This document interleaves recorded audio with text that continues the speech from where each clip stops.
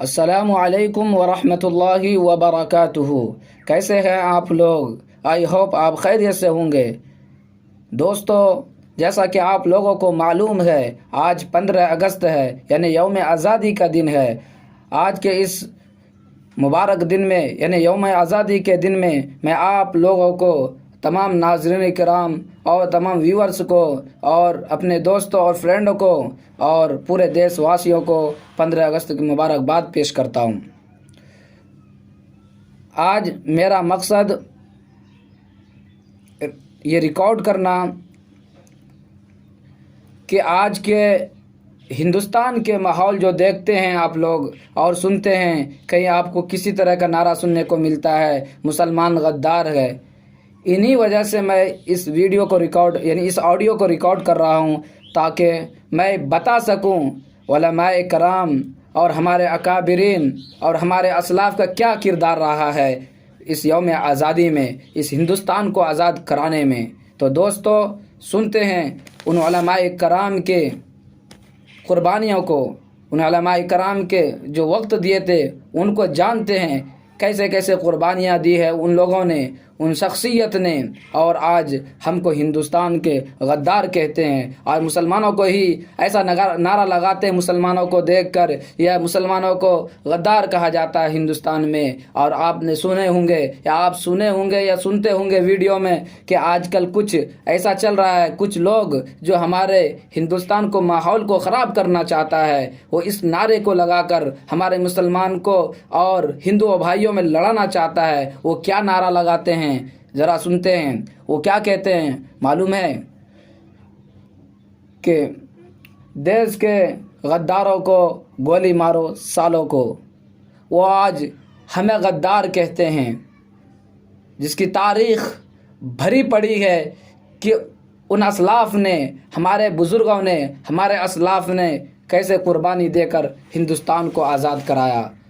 کچھ انہی کے بارے میں جانتے اور دیکھتے ہیں۔ برادران اسلام، اگر ہندوستان کی آزادی میں علماء کرام حصہ نہ لیتے، ہندوستان کبھی آزاد نہ ہوتا۔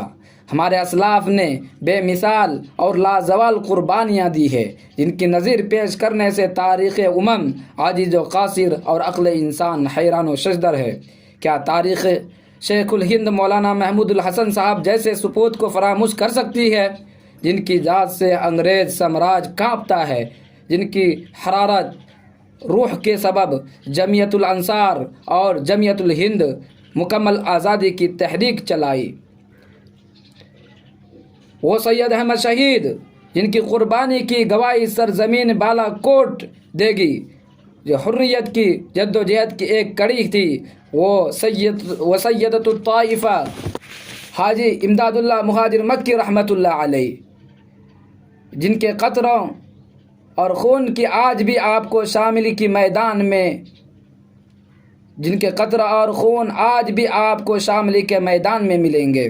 وہ امام العصر حضرت مولانا قاسم نانوتوی رحمۃ اللہ علیہ، بانی دارالعلوم دیوبند، جو مجاہدین آزادی کے قائد تھے، اور علامہ رشید احمد گنگوئی، جن کی داستان آج بھی موجود ہے۔ وہ ترجمان آزادی علامہ اقبال، جو مردہ قوموں میں زندگی کی حرارت برپا پیدا کرنے کے لیے پیدا کیا گیا تھا۔ وہ مولانا ابوالکلام آزاد، جس نے عمل سے اس بات کو ثابت کر کے بتا دیا جو گفتار کے ساتھ کردار کا بھی غازی ہے۔ وہ محمد علی جوہر، جس نے قوم کو آزادی ضمیر کا سبق دیا۔ ان کے علاوہ مولانا شاہ ولی اللہ محدث دہلوی رحمۃ اللہ علیہ، شاہ اسماعیل شہید رحمۃ اللہ علیہ، شاہ عبدالعزیز محدث دہلوی رحمۃ اللہ علیہ، سید احمد شہید رحمۃ اللہ علیہ، مولانا ولایت اللہ علی رحمۃ اللہ علیہ، مولانا مملوک علی رحمۃ اللہ علیہ، جعفر دانشری رحمۃ اللہ علیہ، مولانا عبید اللہ سندھی رحمۃ اللہ علیہ، علامہ شبیر عثمانی رحمۃ اللہ علیہ، مولانا مفتی کفایت اللہ رحمۃ اللہ علیہ، مولانا محمد شفیع لاہوری رحمۃ اللہ علیہ، مولانا محمد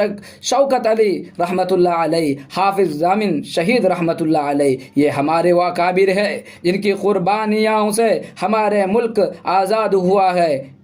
برادران اسلام، اگر یہ سرخیل آزادی نہیں ہوتی تو تحریک آزادی نہیں چلتی، تحریک بالا کوٹ نہ چلتی، تحریک ریشمی رومال نہ چلتی، تحریک خلافت نہ چلتی، ہندوستان چھوڑو تحریک نہ چلتی، مقدبی وہابیانے نہ چلتا، امبالہ سازش کیس نہ بنتا۔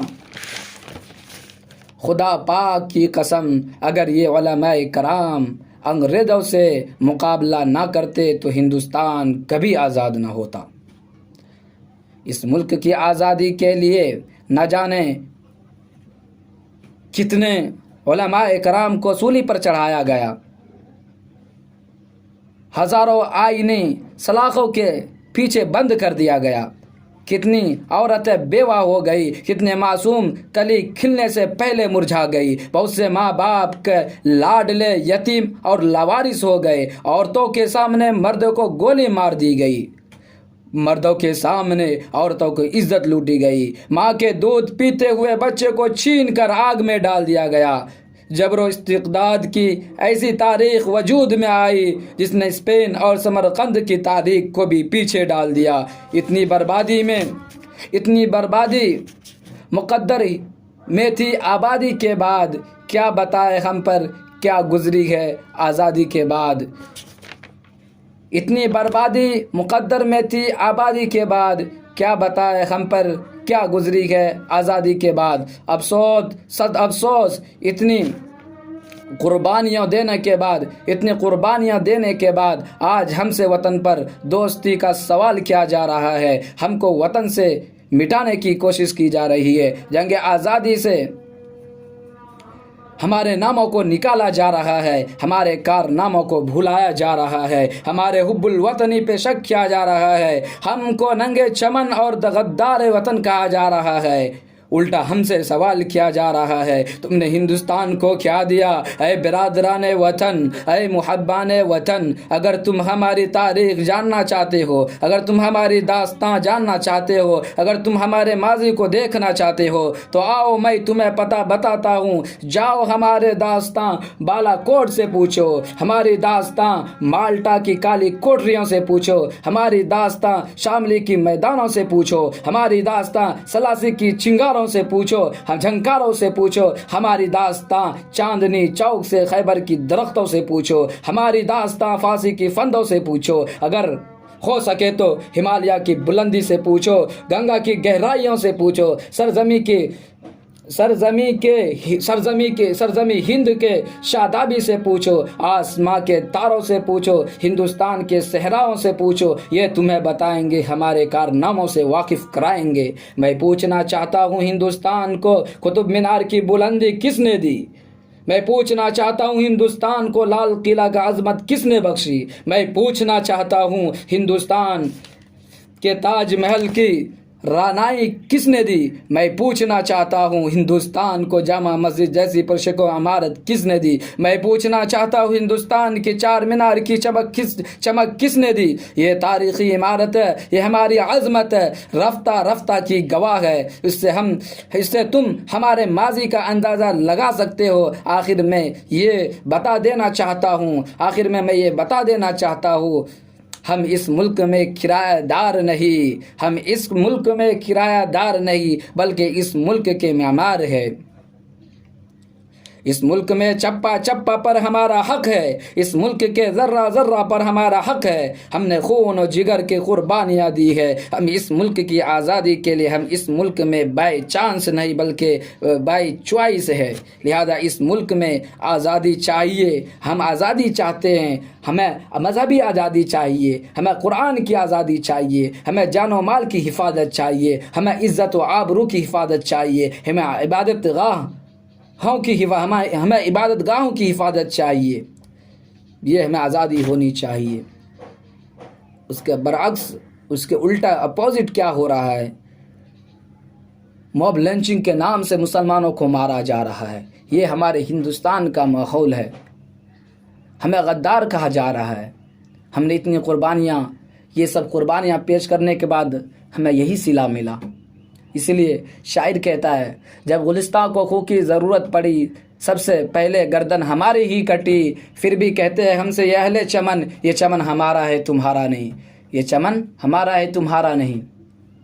مجھے علامہ اقبال کا وہ شعر یاد آتا ہے، ابھی تک چمٹی ہے پاؤں میں زنجیر غلامی کی، ابھی تک چمٹی ہے پاؤں میں زنجیر غلامی کی، آ جاتا ہے دن آزادی کا آزادی نہیں آتی، آ جاتا ہے دن آزادی کا آزادی نہیں آتی۔ اور مسلمان کو غدار کہنے والوں سنو اس شعر کو، وفاداری وطن سے ہو یہی اسلام سکھاتا ہے، وفاداری وطن سے ہو یہی اسلام سکھاتا ہے۔ ہم دل کے ہر گوشے میں ہندوستان رکھتے ہیں، ہم دل کے ہر گوشے میں ہندوستان رکھتے ہیں۔ اسی بات پر میں اپنی بات کو ویرام دیتا ہوں۔ وآخر دعوانا الحمدللہ رب العالمین۔